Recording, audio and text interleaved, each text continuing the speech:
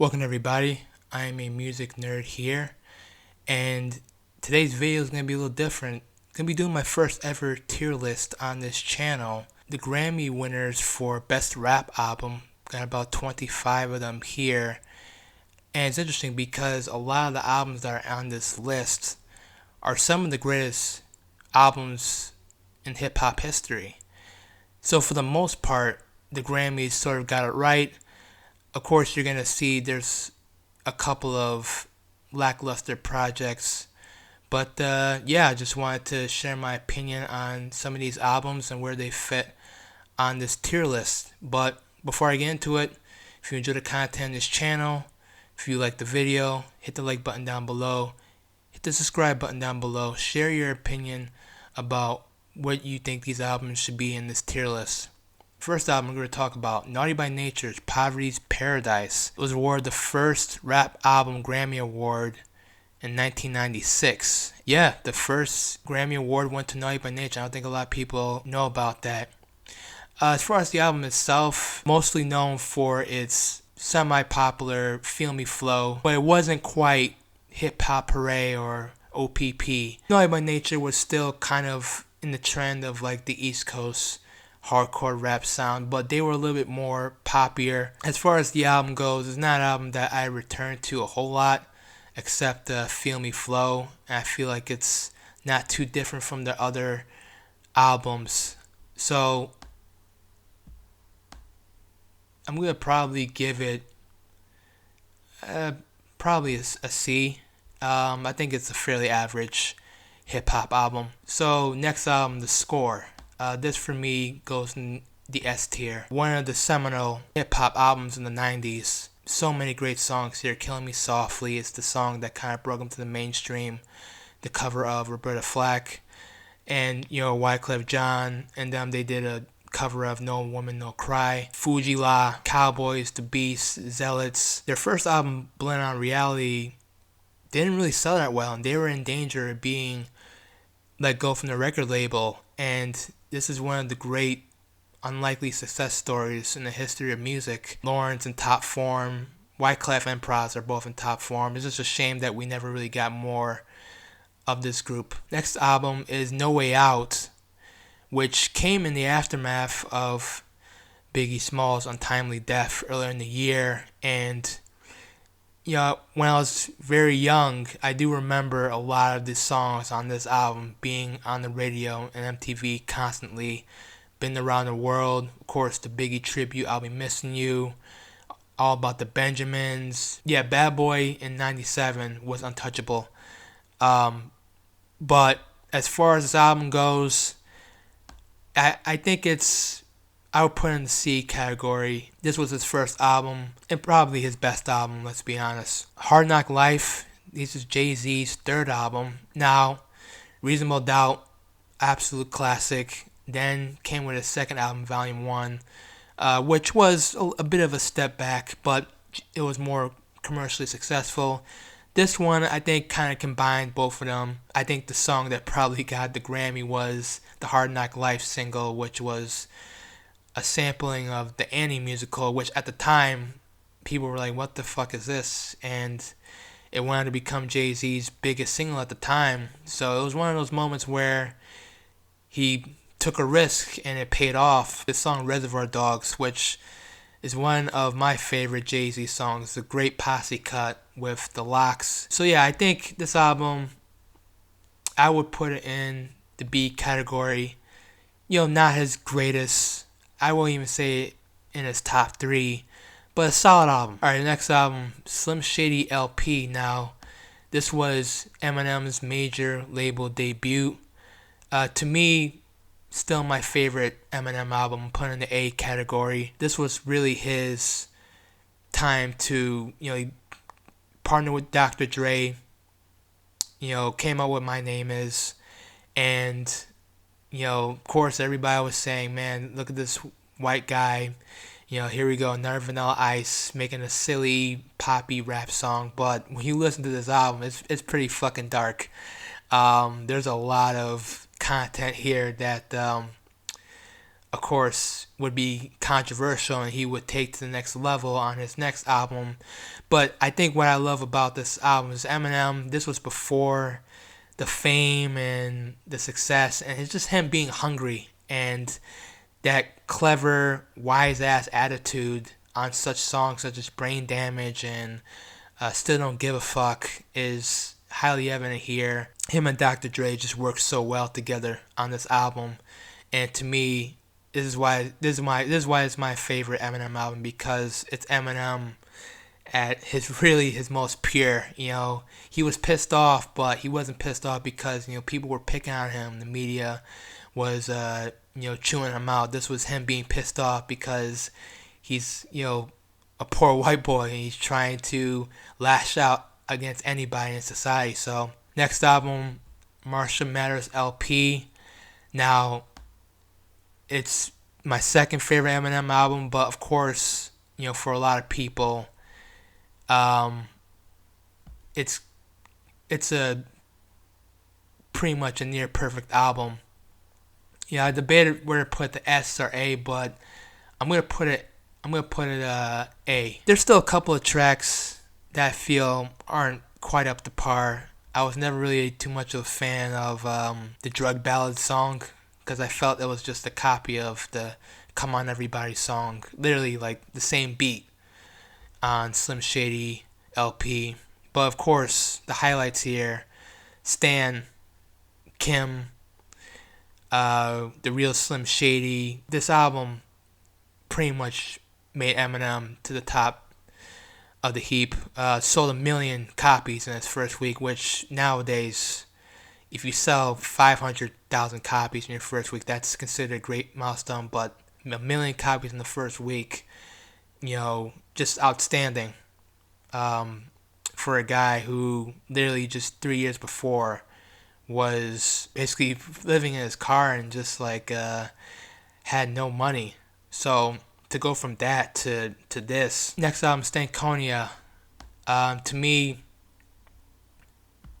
S tier. Of course, Outcast was coming off the success of Aquemini, and I think Stankonia was definitely their most accessible album to this point. Mrs. Jackson became a #1 hit, So Fresh, So Clean. Really, Outcast, they were in the mainstream. They were kind of on the bubble on the mainstream, but this album really put them, made them household names. Although it's not my favorite Outcast album, it's still a fucking phenomenal album. The deep cuts here are so textured, and obviously they were flirting with psychedelic music during this time, and really just both of them at the peak of their powers. Gasoline Dreams, Bounce Over Baghdad, phenomenal track, and the skits here are probably some of the best skits in any rap album I've ever heard. Just hilarious. Is that a wine, Silky? And just a very quotable album. 20-year anniversary coming up, but still holds up. Great album. Next album, The Eminem Show, a pretty damn good album, completing the trilogy of Eminem just being on fire. Slim Shady LP, Marshall Mathers LP, Eminem Show was extremely anticipated. I remember it. They even had to push it a week earlier to avoid leaking. So this album was arguably one of the most anticipated in hip-hop history, and it still delivered. Not quite as good as the previous two albums. Eminem still had a lot of hits on his album.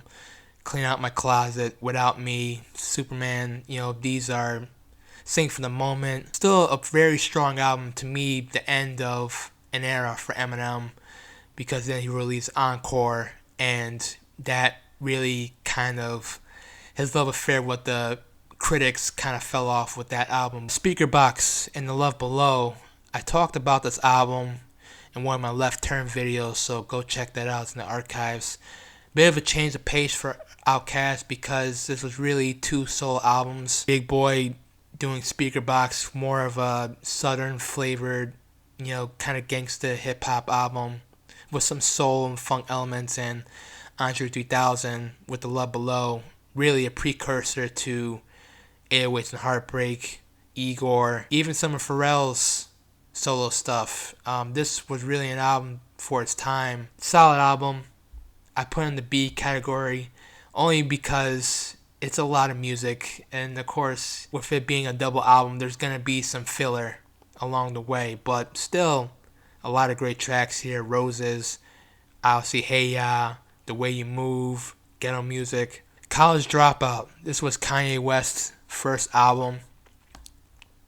To me, S tier. Just a bona fide classic. One of those albums that I still listen to. When you listen to this album, you see how drastically different Kanye was 16 years ago when this album came out. Just him sounding humble, which I know nowadays is, boy, that might as well just be just space ages, right? You go back and you listen to this album and it's like, man, like, it really does inspire you, you know? It really does. You get invested in his underdog story and, you know, really showcasing what a great talent he was. And at the time, you know, hip-hop was sort of kind of going through a transitional period. Of course, 50 Cent was the top dog at the time, but Outcast that kind of broke up and Jay-Z retired and Eminem was about to go into exile. So Kanye came in and he was like a breath of fresh air, and critics and the public both loved this album. Alright, so Late Registration came out the following year. Basically went 2 for 2. To me, another solid album, put in the S tier. Kanye had worked with, you know, orchestral sounds and John Bryan, who's known for his musical scores. One of the first times that hip hop had kind of married orchestral sounds like that. It still appealed to everybody, and I think that was just the genius of Kanye at this time, where he could pull on all these weird sounds and these weird features, like doing a song with Cameron and Consequence on one end, and doing a song with Paul Wall, all on the same album, then doing a song with Common. There's phenomenal songs here. Crack Music, Gone, Heard Him Say, Touch the Sky, featuring, really putting Lupe Fiasco on the map. So yeah, Late Registration, absolute classic. Next album, Release Therapy by Ludacris. You know, I'm a big Luda fan. This one was, you know, a little different. This was his, you know, his serious album where he tried to tackle social issues. Of course, he had that big song, Runaway Love, with Mary J. Blige. Don't get me wrong, I don't mind it when rappers do something different, you know, and Luda was known as the jokester. You know, he was a guy who was very witty with the outlandish music videos. And this time around, you know, he cut his hair, you know, he was acting a little bit, so he wanted to take himself more seriously. I get that, but for me, it didn't quite work. It was no surprise that literally the next album he made, he went right back to his old persona and just going back to doing what we fans of Ludacris knew him best for. Release Therapy, I mean, probably one of the weakest choices for best rap album.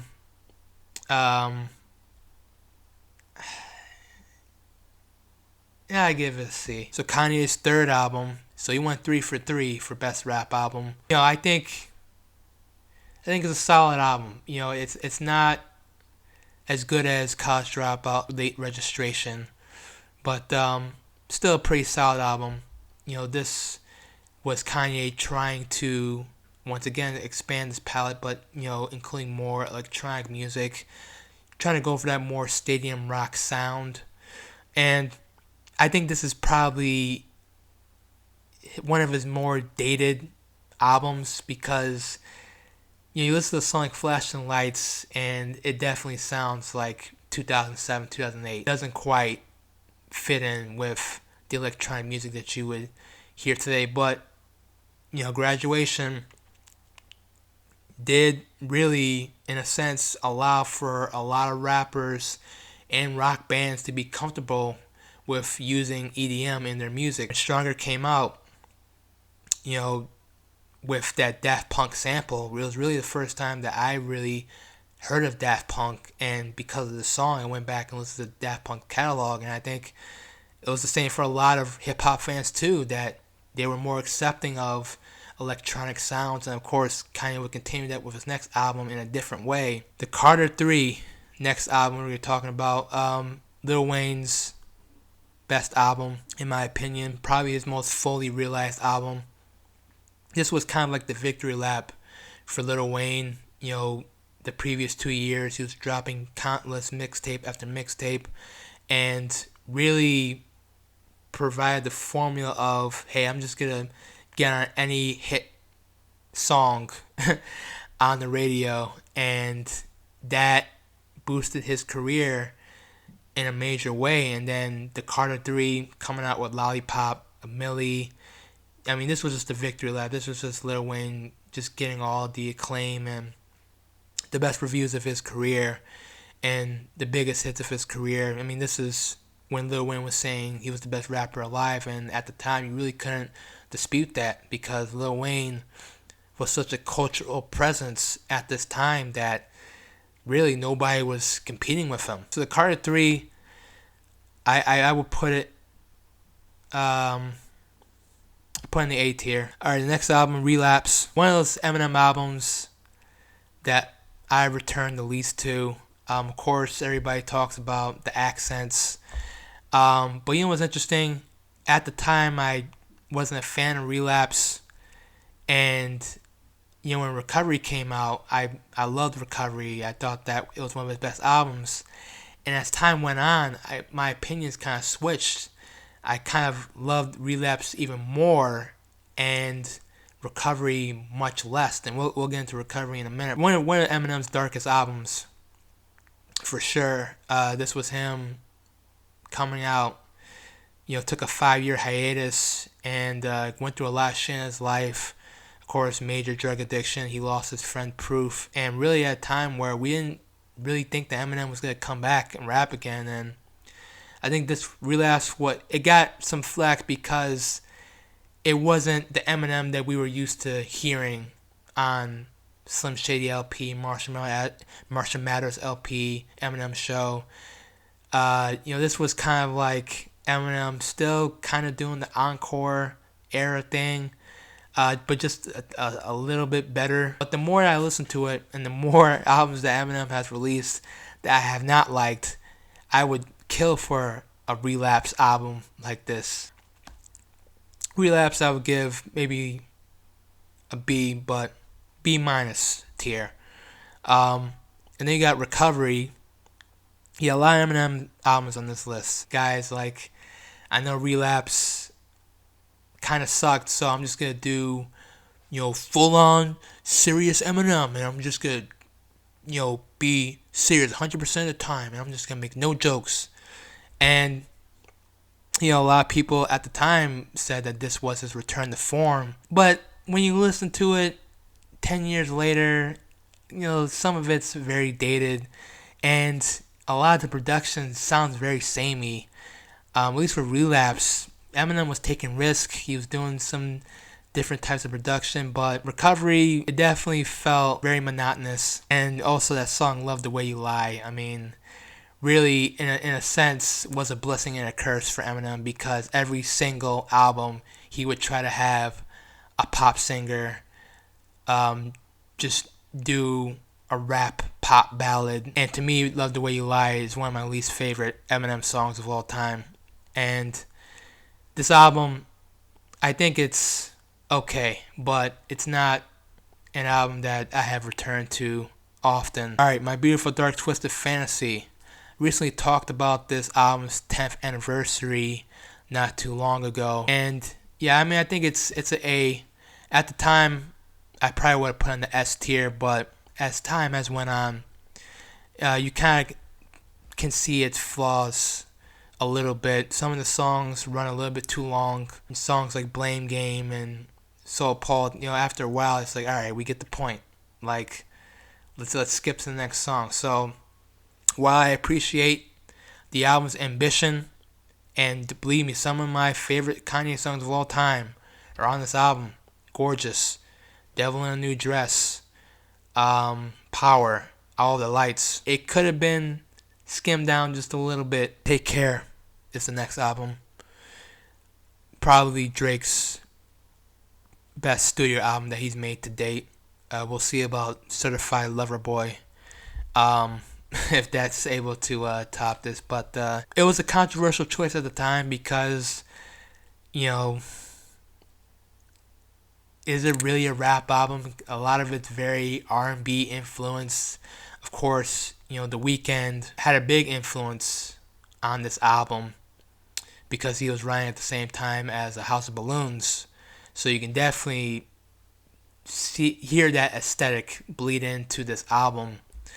And of course, Drake, he does rap, but there's a lot of singing here as well. So a lot of people at the time were like, man, should we give this best rap album to an album that's like 75% R&B, which will be a later issue on another album that we're gonna be talking about. It's the Drake album that's, to me, the least annoying. that's how I see it. Because there's some great tracks here. I think Drake really shined well with the Rick Ross collab, Over My Dead Body. The collab he did with Rihanna is really good. Nicki Minaj. But then there's some songs like Headlines that it sounds dated. Hell yeah, fucking right. Sounds very dated. Sounds very 2011. So it's not a perfect album, but I do think that it's one of those albums that, for Drake, really put him on the map and really showed people that, okay, this guy is going to be a force to be reckoned with. And 10 years later, he's still on the top of the charts, still making number one hits, number one albums, still very relevant as he was back in 2011 with this album. So Take Care, give it a B. Heist by Macklemore and Ryan Lewis. Let us not forget, Macklemore, in the year of our Lord 2012, was still a very relevant rapper.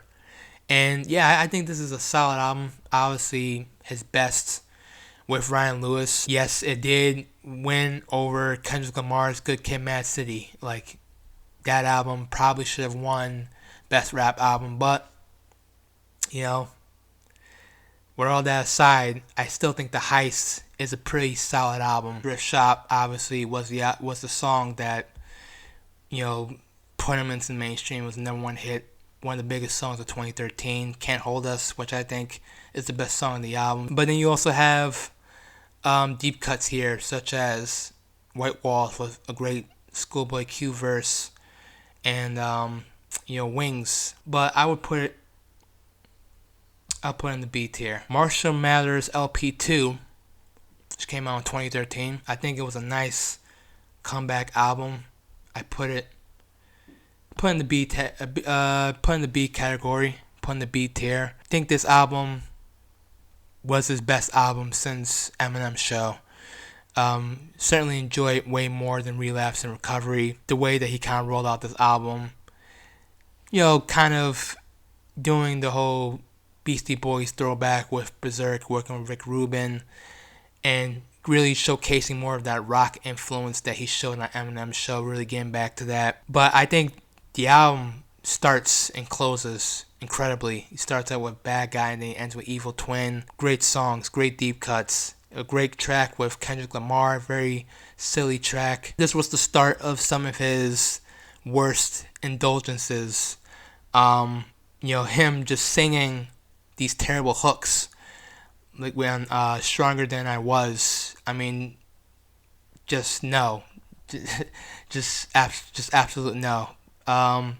Again, having the serious rap pop ballad with a singer. He did that a couple of times here. He did with The Monster, which is basically Love the Way You Lie, Part 2. And it's no. And then you also have him sampling, old school rock songs. He did that for a while, which was interesting. So, but despite all that, I think it was a good sequel to Marshall Mathers LP. A more subdued Eminem, a more wiser, mature Eminem for sure. Pimp Butterfly came out in spring of 2015. Yeah, this obviously goes in the S tier. A lot of people would consider it to be his magnum opus. A lot of people connect with this album for so many reasons. And a lot of the stuff that Kendrick talks about on this album still resonate 5 years later. But Kendrick took a left turn. He collaborated with jazz and funk musicians. I know that guys like Thundercat, Bilal had a major influence on this album, and when it came out, it was very...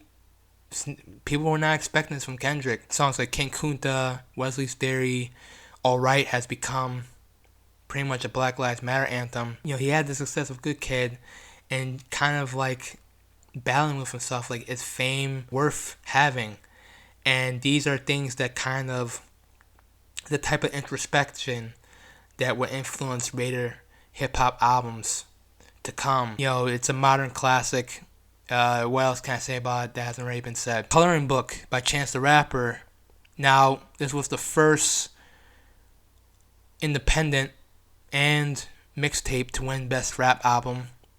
But I mean, look, whatever. It's a project. It's an album. I mean, Chance can say whatever he wants. It's an album. But Coloring Book, to me, one of those albums that I loved the first day that I heard it.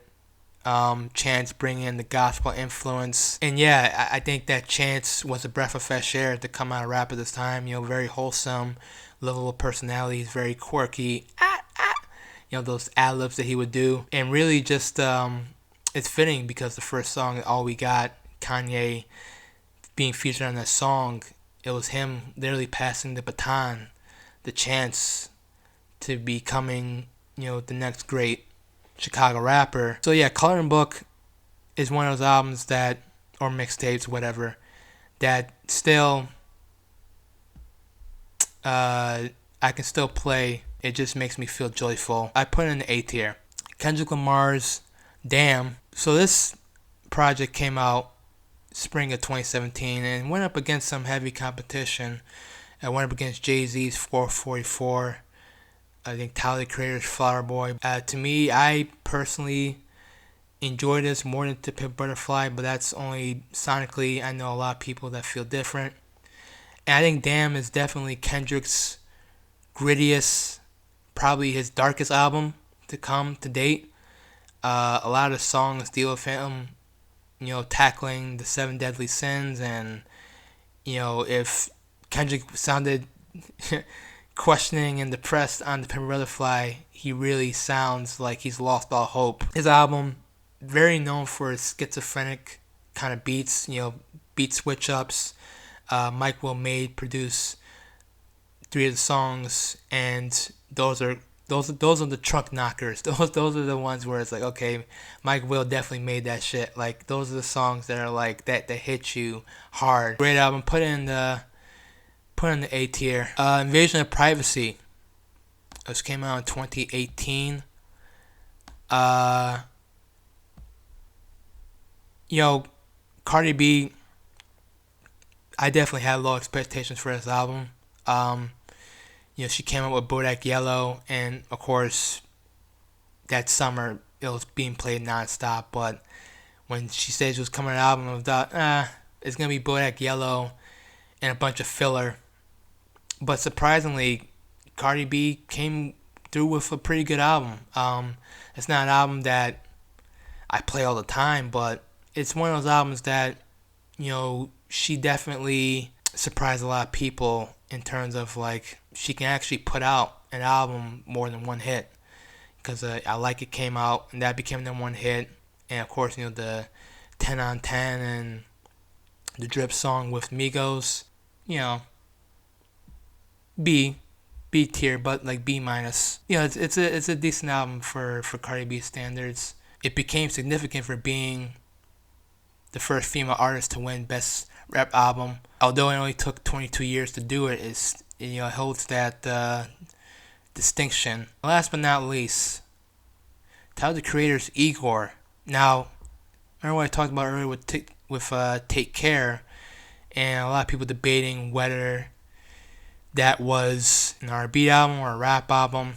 Well, with Igor, look, I know yes, it's 80% R&B, it's 80% Tyler singing for the most part, but I'm just glad at the fact that Tyler got a Grammy because I think Igor is a great album. I know some would say Flower Boy is his best album, but I personally think Igor is his best album. And I think for Tyler to go from Bastard to Igor is a true evolution in itself. Yeah, with Igor, I think Tyler really comes into his own, having the introspection of Flower Boy, but with kind of the ambitious, sonically synth drenched sounds of Cherry Bomb, and taking those two projects and making Igor. But he's telling a story here. It's a concept album, it's a heartbreak album, it's him trying to work out his friendship and his romantic feelings with this guy while he's in love with another girl. And so, the way that this album is sequenced and it flows, it just never gets tiresome. It feels like every ounce of this album means something, from the instrumentals to the lyrics to even the sound effects. I mean, I feel like every bit of it means a lot to this album. And, you know, got Tyler his first Grammy. So props to that. I'm going to put in the A tier. That is my tier list for the best rap album Grammy winners. Tell me what you think in the comments below. What would be your tier list? What do you think of my tier list? YouTube recommends these other two videos to check out. Anyways, till next time. Peace.